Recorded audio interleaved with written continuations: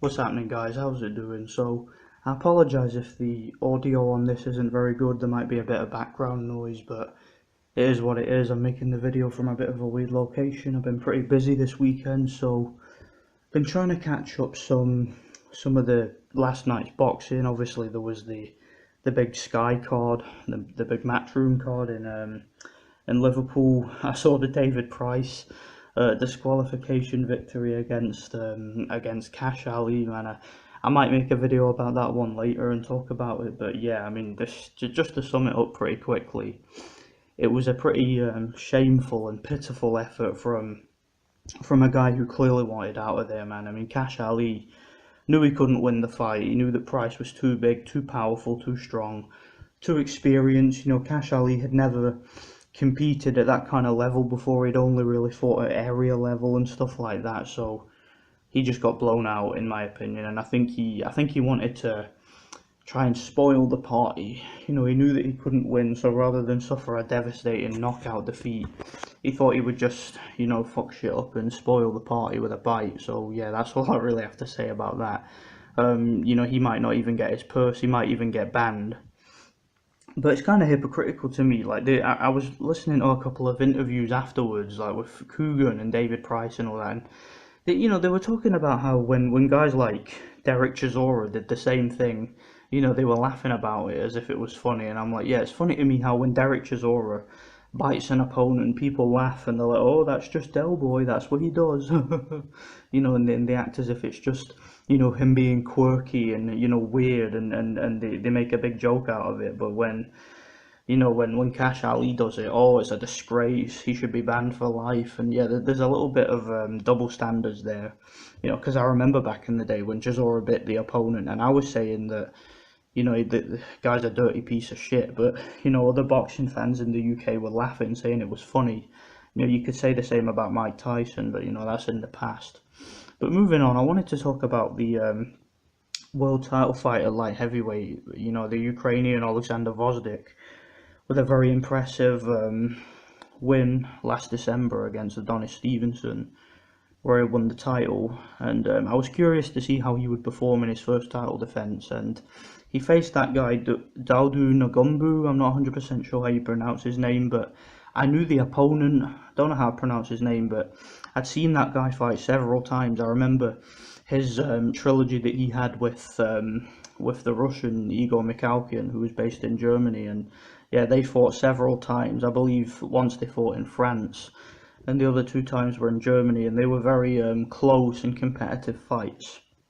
And yeah, from what I remember, I think if I remember the first fight between them, I think Mikhalkin won, but a lot of people thought that Ngumbu should have won. Then in the two rematches, I think that, if I remember rightly, I think Mikhalkin won pretty clearly in the rematches. So, I mean, he had 8 losses going into the Gvozdyk fight, so it was pretty much a foregone conclusion. It was pretty much a formality. The guy was 38 years old, but it was an experienced, seasoned, durable fighter. I believe he was stopped once. I think it was against Najib Mohammadi from France. So clearly it was a guy who was made, tailor-made for a guy like Gvozdyk to get some experience against. And I thought he did a pretty good job. He won the fight within 5 rounds. I know there was a leg injury which ultimately led to the stoppage, but I do think that he would have been stopped anyway, because to me Gvozdyk was just too quick, too fresh, too young, too fast and too powerful and too accurate, and he was piecing him up in there. So I think he probably would have won by stoppage anyway. And of course, coming off that brutal knockout victory over Stevenson, he had a lot of momentum going his way. So I think it would have been a similar situation. We would have seen the guy get brutally knocked out late or stopped on his feet. So it was a good performance by Gvozdyk. And I think that Gvozdyk, after that, I would like to see him maybe step it up a little bit and, face... I would say that I'd like to see some unifications, but I don't really know how realistic that is at the moment.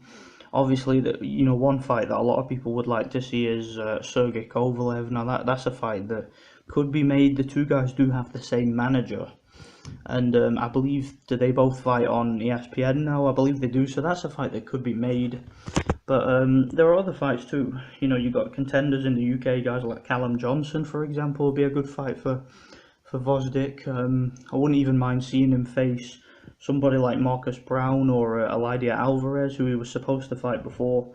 Both of those guys ducked him before, so we never got to see those fights. But I wouldn't mind seeing it, to be honest. I mean, you know, I like seeing what these Eastern European fighters can do, man. Some of them are really impressive, and I don't really know who's the best out of them, because the light heavyweight division, obviously it's dominated by them at the moment. You've got Beterbiev with the IBF title, you've got Bivol with the WBA, Kovalev with the WBO, and of course Gvozdyk with the WBC.